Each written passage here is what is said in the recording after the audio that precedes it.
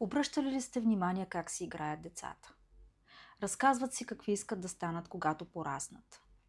Майките и бащите в игрите на ушки им се грижат с голямо внимание за децата си. Подкрепят ги в трудните моменти. Вслушват се в тях. Прибират се на време от работа. Усмихнати са и ценят близките си. Това правят всички деца. Това сме правили и ние с вас. Но какво се случва? Колкото повече растем, толкова повече компромиси правим със себе си.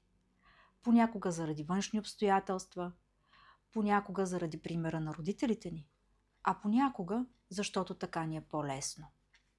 В резултат, колкото повече напред във времето, толкова повече заглушаваме вътрешния си компас. Все повече се отклоняваме от пътя си. Ставаме едни изморени, изнервени, вечно недоволни възрастни. Всеки ден се опитваме да угодим на околните и направеното никога не е достатъчно. Стресът е навсякъде около нас, чувството за вина ни раздира.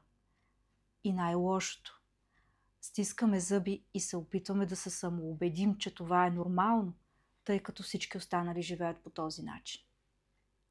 Моята работа е да ви върна към пътя ви. Разбира се, всеки колкото желае и колкото може да понесе. Правя го, защото вярвам, че ние сме тук, за да направим нещо повече, отколкото поколенията преди нас. Нещо повече за себе си и за своите близки. Да сме един по-добър пример за децата си. Вярвам в потенциала на всеки човек и че той може да го развива независимо от възраст и условия. Така, че да постигне онова вечно желано усещане за синтонност. Аз съм Ирена Киркова и съм психолог.